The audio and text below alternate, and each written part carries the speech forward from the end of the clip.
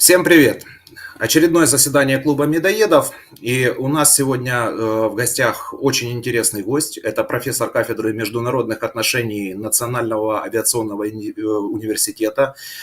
Это человек, который ведет информационную борьбу с рашистскими пропагандистами и нарративами на просторах так называемого коллективного юга.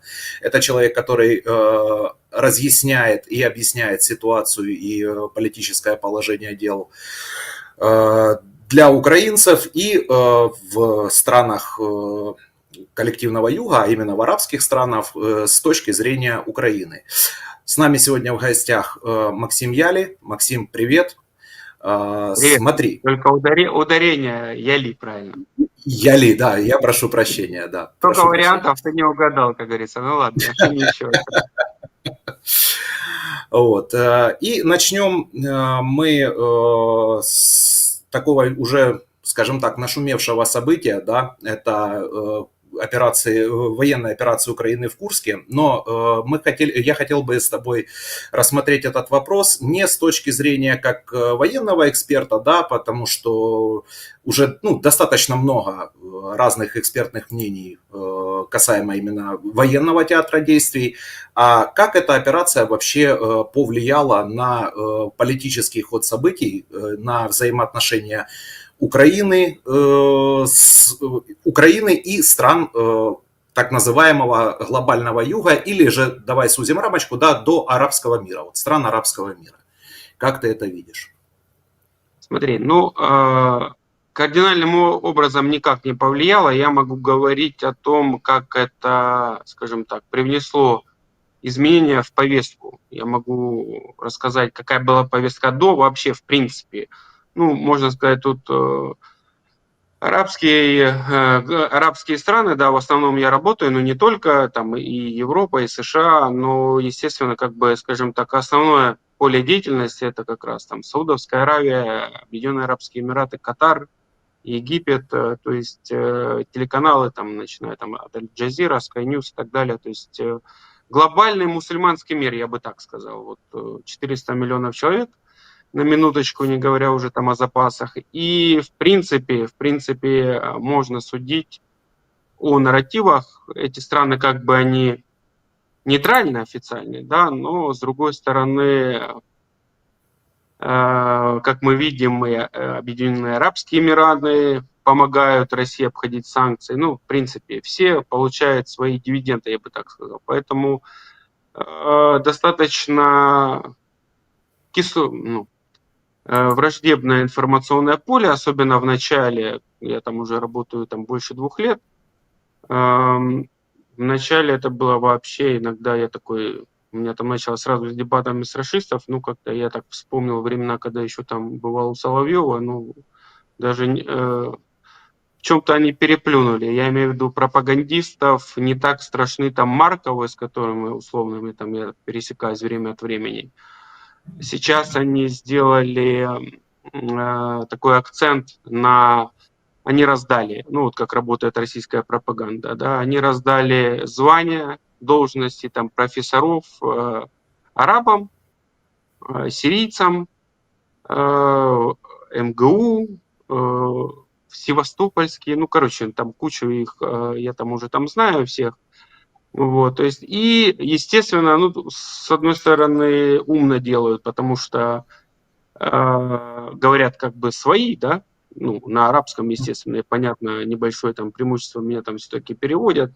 До этого начиналось все с работников Академии наук российской, которые, так сказать, институтов, которые занимались Дальним Востоком, но их быстренько убрали, либо минимизировали, по крайней мере, для меня они были такой легкой добычей, потому что тупо озвучивали нарративы, написанные, методички так называемые, и, в принципе, было очень легко их садить в лужу, они сами там быстренько, особенно когда это касалось там Мариуполя, откуда я сам родом. Поэтому, если говорить о нарративах, да, и изменить такую подводку я сделал для понимания, скажем так, если последние полгода, тот год контрнаступления, тут нужно понимать, что 7 октября атака Хамас на Израиль вытеснила абсолютно Украину. Несколько месяцев вообще. То есть если до этого у меня там летом было там каждый день интервью, а то и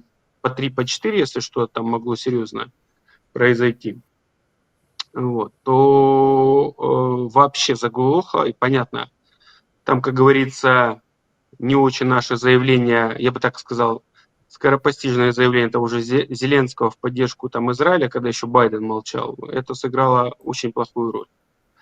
И, ну, я просто там знаю инсайды, там некоторые сказали вообще, то есть, к примеру, там Аль-Джазира, все, на год вообще она забыла про Украину. Сейчас вот они немножко возвращают, начинают брать там репортажи из Киева, ну, как бы там студия, где я там даю интервью.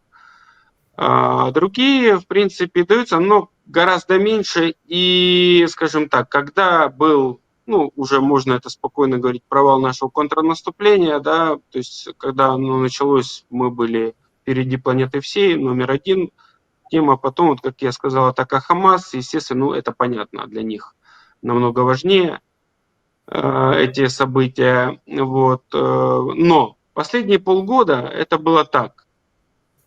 Тема коррупции и, если так, глобальный нарратив, да когда вы уже сдадитесь? Ну, я так сгущаю, но тем не менее. Вот вопросы подводки были журналистов именно такие. Ну, вот у вас такой, как говорится, на всех фронтах все так плохо.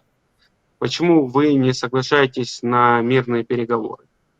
Поэтому, когда потом, ну, вот, как я сказал, в соотношении там раза 3-4 увеличилось, там, если у меня там 6-7 каналов, там я давал там 8, то есть так, сейчас там 3-4, пару основных.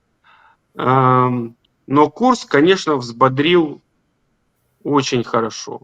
Мы опять вернулись, это положительный был этап, и изменились главные нарративы. То есть, если до этого, как я сказал, было, ну, когда вы там уже сдадитесь, уже ж понятно, что Россию не победит.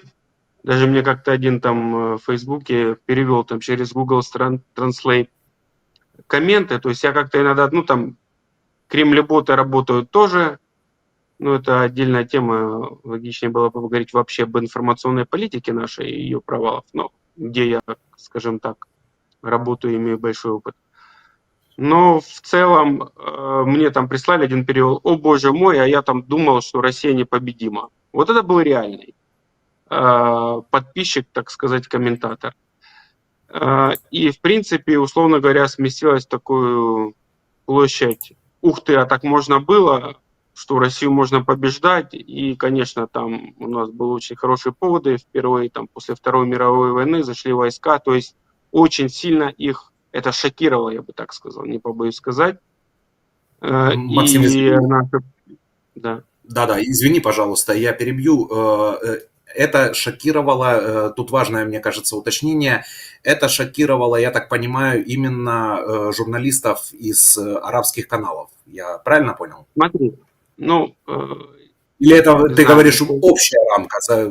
объясняю, как работает так телевидение, понимаешь, журналисты, им дают повестку везде, в любой стране мира, да, на любом телеканале, пишут Да-да. нарративы, темы, специально люди занимаются редакторами. И там уже они с суфлера читают, ну, есть, конечно, там бывалые и такие там ток-шоу, если серьезные, там, например, там в прайм-тайм, там в субботу ты выходишь, там, конечно, люди подкованные, вот, но я имею в виду, даже смещение было акцентов. Мне же приходит, понимаешь, там повестка, да, там темы такие-то, да, и они там написаны, как бы видно, это пишут не журналисты. Журналист потом подводку считывает с экрана, которую там написали редактора.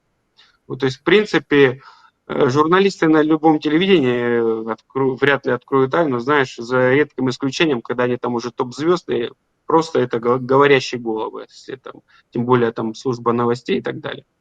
Вот. И часто они, когда начинают импровизировать, это сразу видно, если говорить о странах арабского мира, ну, чего уж греха таит, Украина это была терра инкогнита для большинства, и даже когда там война уже год-полтора, бывали такие там вопросы, ну, явно люди там не понимают, что у нас происходит, ну и неудивительно, вряд ли там, если ты спросишь там, условно говоря, там что-то там, когда тот же там Израиль началось там обострение, хотя этот конфликт давно и хоть-то там в теме, ну, условно, там Сирия, когда там начиналась, пересечный украинец, да, там, и там даже журналист вряд ли глубоко в теме. Поэтому мы для них были тоже, скажем так, на окраине их интересов, повестки и так далее. Сомневаюсь, что вообще до 22 года там эта тема в принципе освещалась.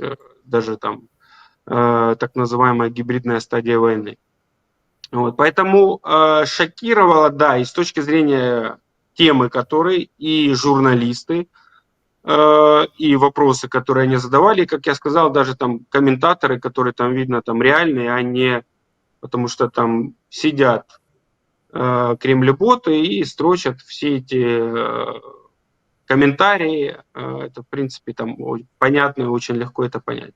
Вот поэтому очень сильно все удивились, да, от рядовых граждан до ведущих, редакторов. То есть, в принципе, это была абсолютная неожиданность, приятная для нас, я бы так сказал, шокирующая даже для них, что никто не ожидал, что мы на такое пойдем, и что Путин вот будет особенно там первые там дни отмалчиваться, ну и как бы там, все ж там, ну, для понимания, да, мне там вопросы первые, когда это началось, а вы не боитесь?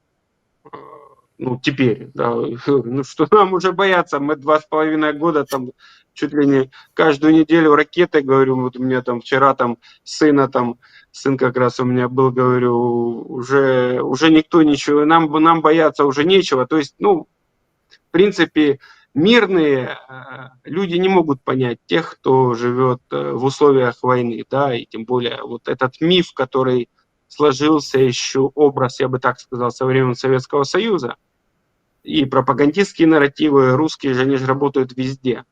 И очень плотно, я бы так сказал. И люди там есть, я же скажу, вот как я даже тебе рассказал, что они ноу-хау, да, когда они увидели, что просто там, ну там, условно говоря, там Марков, там просто можно угорать, там, ну, Сергей тот, короче, да, там угорать с его английского, просто ты его, я что слышу, там его английский. Вот, просто там, я уже не говорю, там дичь, которую там он несет, когда он говорит, да, вот видите, да, мы Максима знаем, мы с ним встречались, вот видите, какие мы демократичные, а вот я не могу в Киев приехать. Ну, то есть они настолько там уже в своем этом, как сказать, коконе российской пропаганды, российских ток-шоу, потому что усилия то, как им создавали там возможности, и украинским там спикерам это ж не сопоставить, а там 50/50. И поэтому рвать их очень легко, поэтому они взяли арабов, переключились, очень запустили, которые дают такие нарративы, ну, аналогии там даже Сирия, антизападный, антиамериканизм. То есть там очень силен антиамериканизм. И под эту гребенку они все, как говорится, заправляют, что, ну, условно говоря, это Россия воюет не с Украиной, а с США. Ну и Да, так хотел далее. сказать, что Вот, как да, бы Украина это прокси. нацисты, фашисты, а кто там знает там из обычной аудитории. Поэтому, в принципе, ну, там есть школа, и поэтому, конечно, хотелось бы, чтобы у нас системная работа велась, но обычно, как всегда, это все сводится на, да, на волонтеров, так сказать. А вот Но скажи, не только. пожалуйста, вот, кстати, да, в контексте вот информационной работы, ты говоришь, в основном все сводится на волонтеров. Ну, в принципе, тут был вопрос из чата, задавал Виктор Кореневский. Официально Украина хоть как-то работает информационно с исламским миром? Или все до сих пор держится на энтузиазме таких людей, как ты, то есть, да, на энтузиазме волонтеров, небезразличных людей? Имеется в виду что? То есть я считаю, что ты, в принципе, как бы частично уже ответил на этот вопрос, но как представлена, видишь ли ты, что наша повестка хоть как-то представлена на официальном уровне в арабском мире? Или этого Нет, нет? она, Или... безусловно, представлена. Меня, к примеру, там порекомендовали изначально, как я показал, не просто ж так, ну, хоть там э, какие только там, когда ты просыпаешь, тебе, я помню, там первые дни там войны, и ты понимаешь, так поток речи, потом начинаешь разбирать какие-то понятные слова, потом это индийский акцент с телевидения Индии, то есть где я только не был в этом плане. Поэтому, к примеру, там в арабский ты попадаешь, ну там изначально через посольство дали список, просили там, вот, вот кто, потому что либо на арабском говорит, либо на английском, ну а потом, естественно, там уже естественный отбор, потому что телевидение имеет свою специфику, да, ты должен ярко выступать, если мы говорим о дебатах, да, соответственно, там эмоции, ну, там есть свои нюансы, естественно, да, пропагандистской, Ну там, да. антипропагандистской работы, и ты должен, быть компетентен, уметь кратко свои мысли формировать, просто у меня там опыт, для меня там начало, вот, к примеру, там, я там работал 12 лет в Академии наук, привык там доклады там 15-минутные, понимаешь, там вот это как бы там с такими вот с пятиэтажными предложениями, а потом, когда я попал там на телевидение, тем более формат ток-шоу, не говоря уже там о российском, где у тебя там 30 секунд, и ты там должен выстрелить в лоб сразу.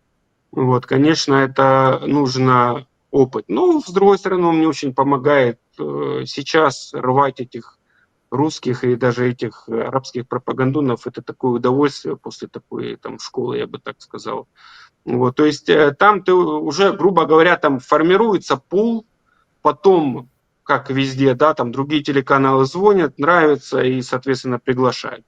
То есть это как бы там уже как ты выстрелишь, как ты сможешь. То есть, в принципе, работа ведется, даже я знаю там работник там в одном из посольств региона, он как раз там и ко мне обратился, он тоже активно дает интервью. То есть, в принципе, другой вопрос, что, понимаешь, я даже там обращался, не буду говорить, ну, как бы там Центр информационной там, безопасности, мы там думали даже на таком, понимаешь, там взять, но в итоге не нашлось спонсора, хотя думали сделать, хоть нарезать ТикТок, вот эти даже эфиры распространять, то есть мультиплицировать эффект.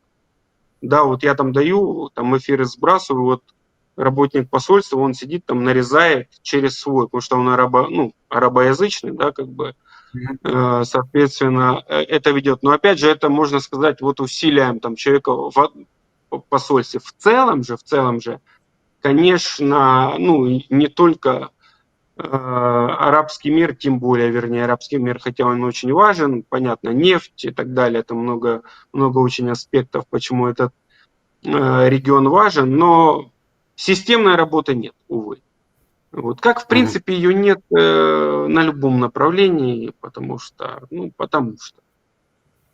знают все, да. ее не было, я тебе хочу сказать, ее не было ни в 17 году, ни в 18, даже когда я там ездил еще там в Москву, я обращался там и в администрацию президента, да, еще Порошенко, ну, потому что тебе такой приходит, ну, понимаешь, там огромный там пласт вопросов, тебе нужно быть готовым, да, тебе там приходит вечером, в лучшем случае, то еще за пару часов, тебе нужно подготовиться, и там абсолютно разные аспекты, я просил помощи, да, казалось бы, ну, потому что там понимали, что как бы там работаю, там я там хорошо, качественно, вот есть такая возможность, ну, это признавали там, не буду говорить, и спецслужбы в том числе, вот, но всем было по барабану.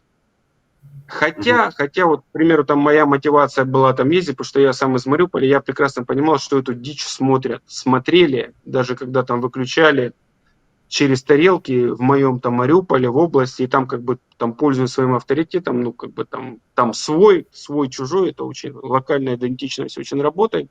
Там много раз убедился, когда там с Донецка там люди там меня встречали, я думал, меня там все ненавидят. Нет, все очень там радовались, там благодарили, ну и проукраинские даже нет. Там, я помню, в Одессе на дискотеке такой, еще там в 2020 году, подходит чувак, ну, там же как бы таких любителей русского мира много. Я как бы тебя узнал, ты там у Скобеевых, там говорит, я с тобой не согласен, но я уважаю тебя, вот, твою позицию, как ты там выступаешь, хоть я там и против Порошенко, все такое. Поэтому это я такое отступление дал, что даже мы не работали толком, имея возможности заходить туда, там, спикеров, там, никакой подготовки не было даже в российском поле, в которое было вовлечено и Украина, в том числе огромное количество людей. И что мы пожинали в итоге? Там, плоды и тот же Мариуполь, Мгм. Как говорится, все там было. Ну и, в принципе, эти регионы оккупированные, да, где там, к сожалению, там коллаборантов как минимум было очень много. И почему там и Медведчук, и Шарий. То есть, в принципе, это ж все одна такая информационная политика, она должна быть системной. Всем было по Ну да, барабану. да, они ж не жалели тогда денег вбрасывать в свои медиа, как бы, то есть у них действительно, ну, пропагандистская машина у России очень сильно раскручена, и это надо признать. Максим, смотри, а вот такой вопрос. А что вот сейчас ты, я так понимаю, ты сейчас продолжаешь работать на информационном поле с арабами, да? И что сейчас преобладает? По информационным нарративам. То есть Украино-Курское наступление или российско-покровское. Давай условно назовем его так. Ну вот То есть на что последнее, ну делать вот у меня сейчас? там последнее интервью, когда позавчера было, сейчас они начали, то есть первые недели, понятно, ну в принципе тут нужно понимать эффект неожиданности и специфику работы новостей, да, вот мы же даже, ну, любой там зритель, я прекрасно там уверен, я попаду, что вот даже для начала, когда у нас там был режим информационной тишины, даже там смотрели там рашистские, да, там каналы, чтобы как-то быть в курсе. Ну, мне там это было там необходимо, и всегда я там смотрю, чтобы понимать там нарративы, чтобы уже заранее готовиться, что будут говорить там мои оппоненты.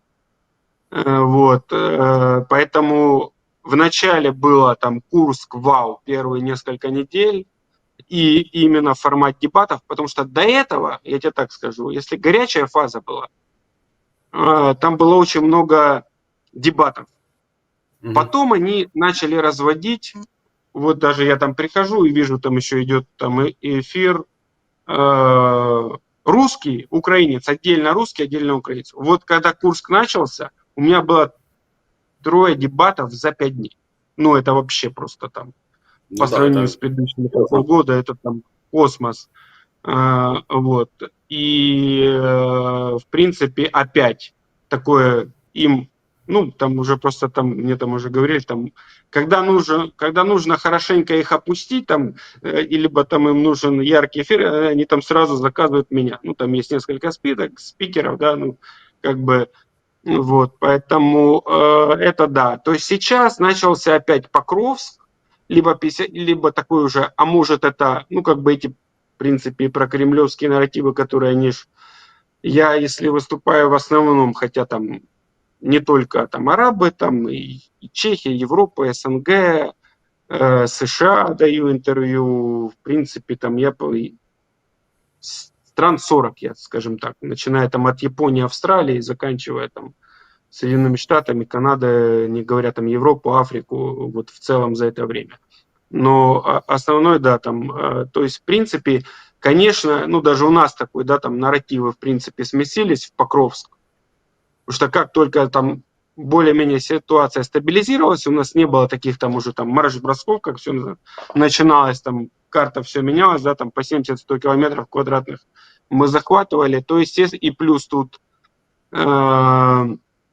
ситуация сложная с Покровским, но вот как бы я даже, ребята, вот у нас там было там последние, понятно, перестановки уряда, я говорю, ну вот вам статистика за август, там, мы там 150-1300 километров, русские захватили 477 квадратных километров. Это как работает пропаганда, понимаешь, когда вот нарративы, в принципе, вот там сегодня там Сырский, да, там говорил в CNN там интервью, 6 дней они там не продвигаются. Другой вопрос, нужно понимать, действительно ли это. Не всегда и наши официальные лица озвучивают реальную ситуацию, это реалии войны, нужно понимать, но тем не менее, то есть, в принципе, Покровск, не было ли это чересчур рискованно, вот эти нарративы о том, что даже там у нас в Украине, вот вы туда бросили там резервы, а вот вам не хватает, у вас теперь там сыпется фронт под Покровском, то есть как бы уже такие. Ну, в принципе, как я сказал, там же нарративы в целом, они весьма неблагоприятны для нас. Хотя, если сравнивать там с 2022 годом И сейчас, то, конечно, ситуация там выровнялась в лучшую сторону для нас. Вот, в принципе, не так уже все топорно, люди уже там и сами больше знают, ну и плюс мы там и в 22-м сильно всех удивили, и контрнаступление, я имею в виду там осеннее 22-го года, ну и сейчас там Курская, то есть, в принципе, к нам там относятся уже по-другому, и, ну, за счет того, что там голос Украины есть, то в целом как бы и даются 50/50 условия, да, там, в принципе, ситуацию удается там в лучшую сторону для нас менять. Я понял.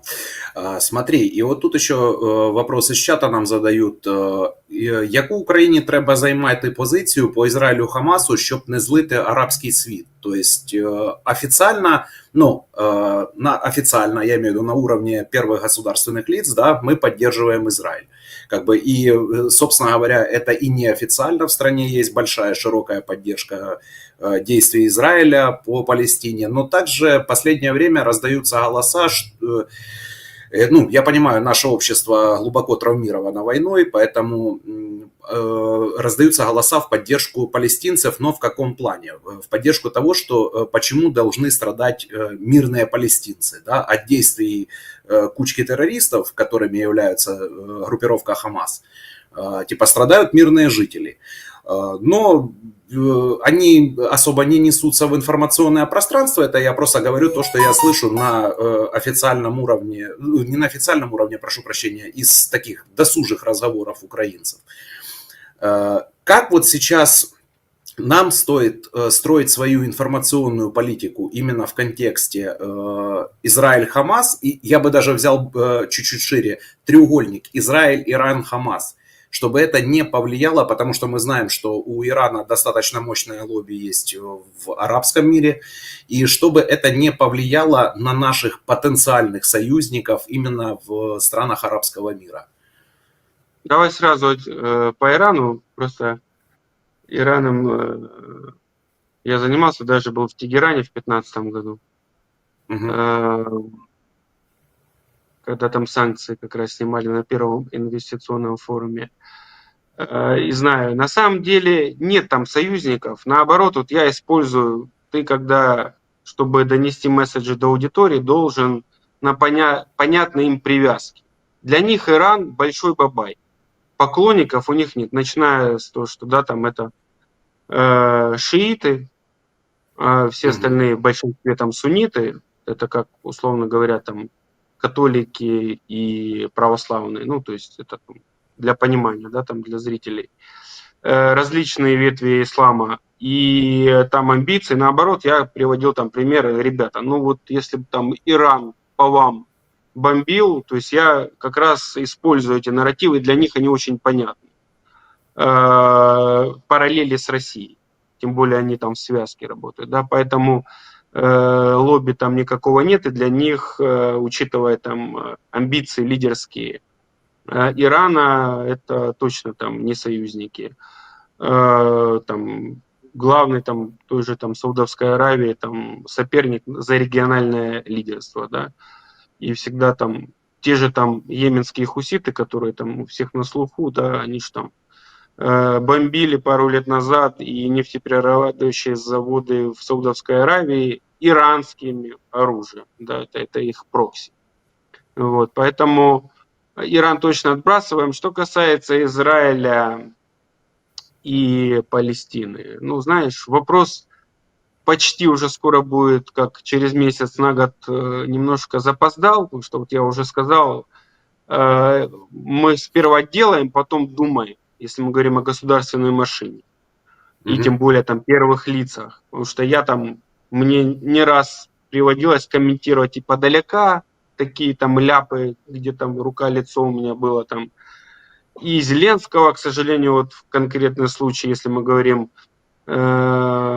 арабо-израильский конфликт в целом и ситуацию в Палестине. Потому что, понимаете, политика, она цинична, в принципе.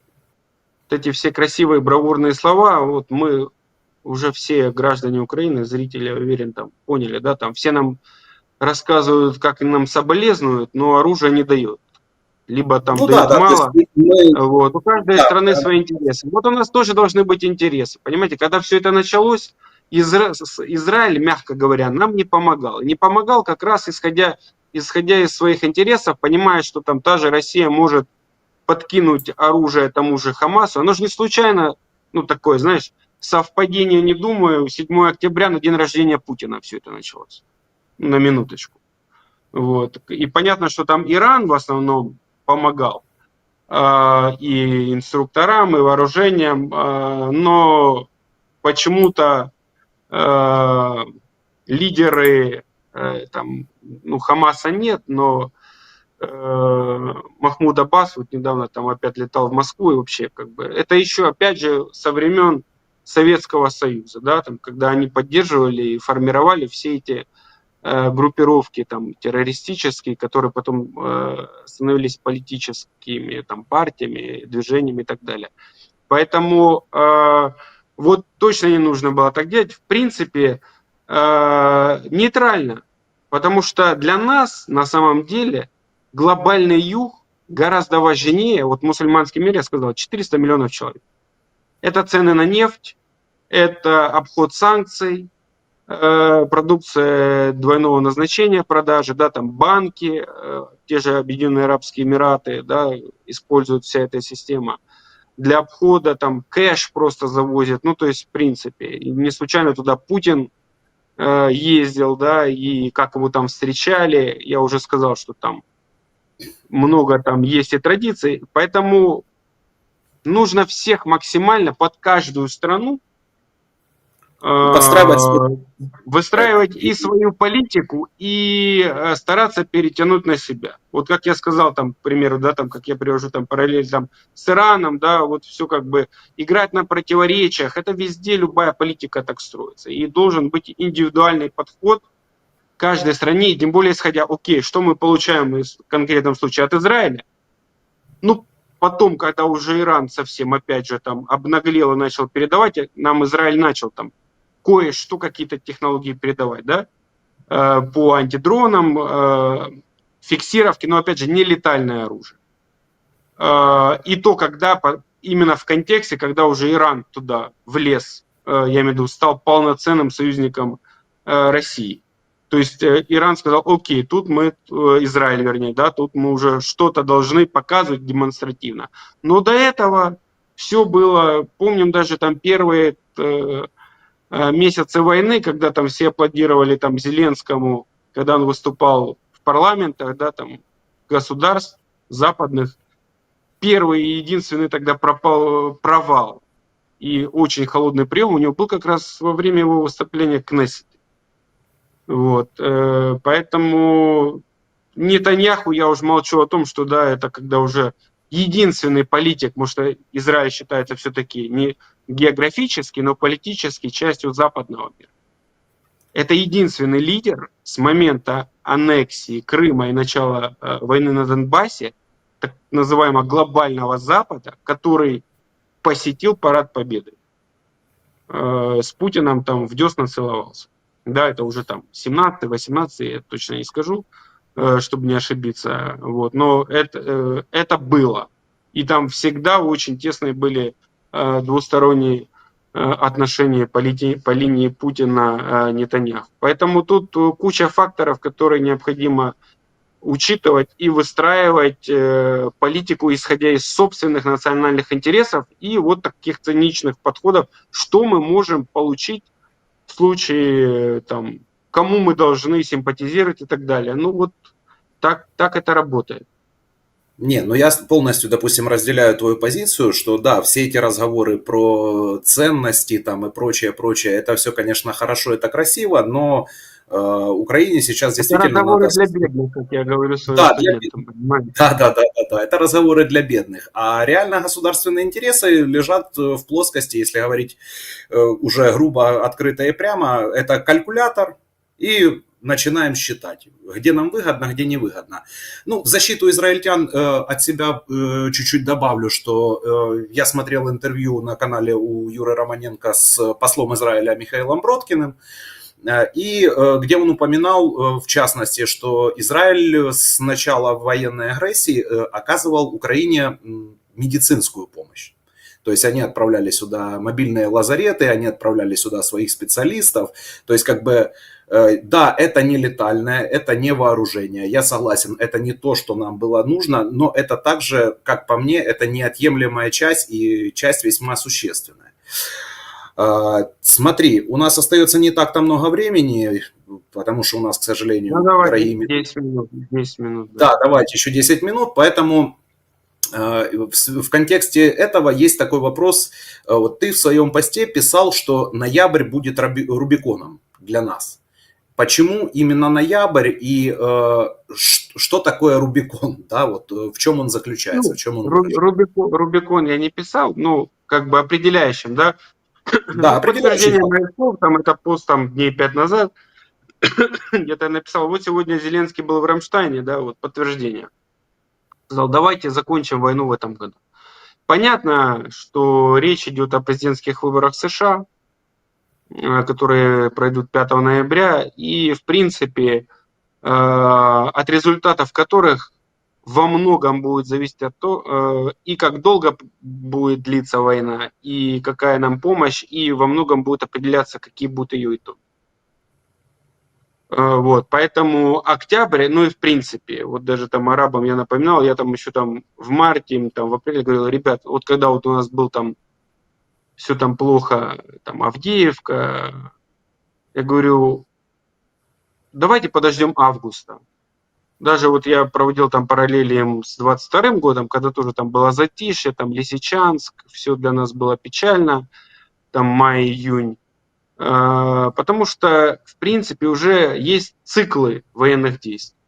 Они там связаны с несколькими факторами, там приоритетно политические, но есть там даже погодные условия, да. Начнем с того, что там ноябрь начнется там распутиться. Я как житель там, родившийся там, проживший полжизни в Мариуполе, могу сказать, вообще Донецкая область, то, что Ну да. эту грязь, которая там начинается после дождей, это не, ну, никакая техника, да, там не сможет преодолеть. Это раз. Второе, как я сказал, политические факторы. Вот мы сейчас выходим, ну, мы же видим максимальную интенсификацию боевых действий, да. Ну, мы начали в этот раз, в принципе, как и в 22-м.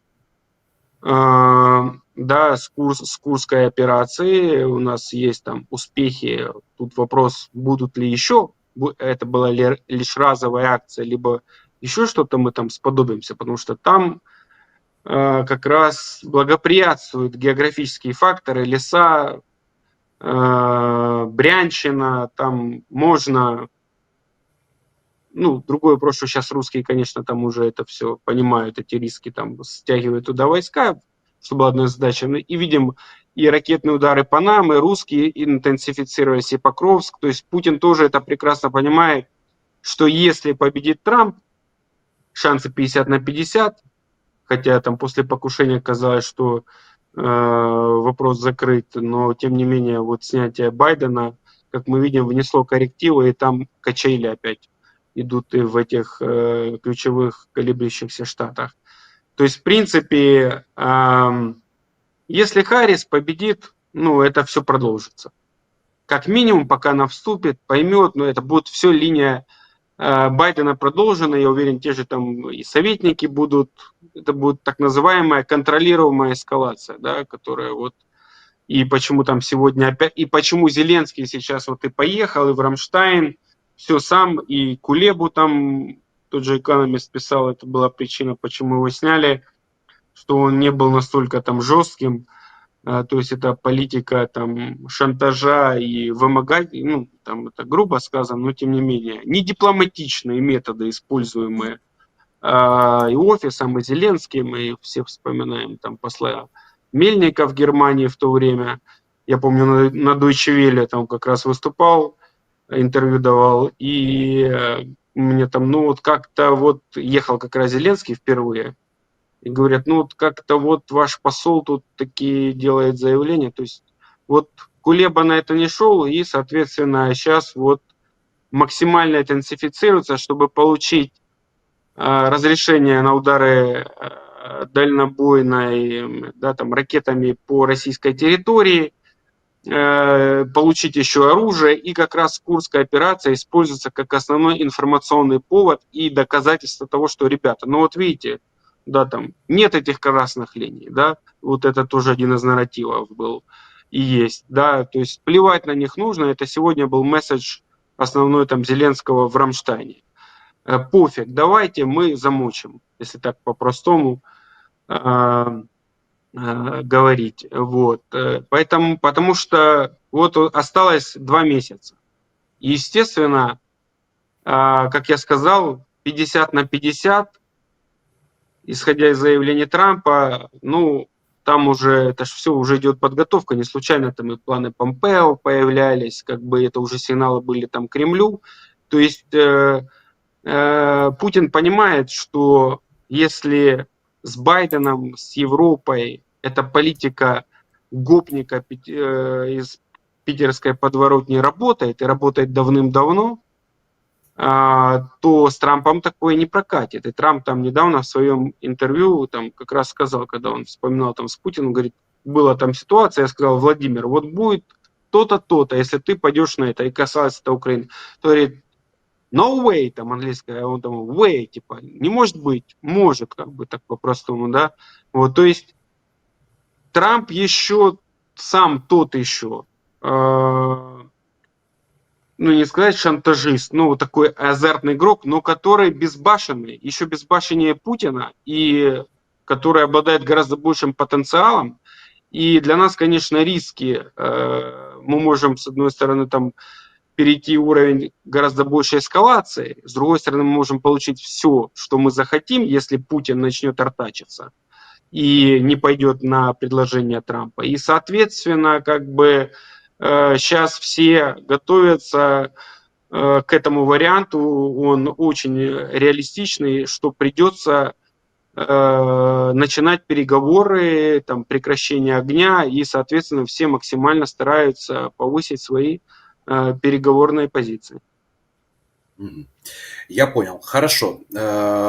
У нас уже, в принципе, наше время подошло к концу, поэтому я благодарю за такой отличный первый эфир на нашем канале. Надеюсь, это будет далеко не последний эфир с тобой. Мы еще будем иметь возможность и удовольствие пообщаться, обсудить многие другие темы, в том числе и по арабскому миру, потому что, ну, ты действительно правильно сказал, что если у нас нет системной работы в информационном поле с арабским миром, то ее надо как-то продвигать, ее надо как-то налаживать. Поэтому мы благодарим тебя, Максим, за то, что ты вообще этим занимаешься, за то, что ты представляешь наши интересы в информационном поле именно среди, скажем так, стран глобального юга, да. И призываем всех подписаться, в закрепе есть ссылочки на YouTube-канал Максима, на Facebook.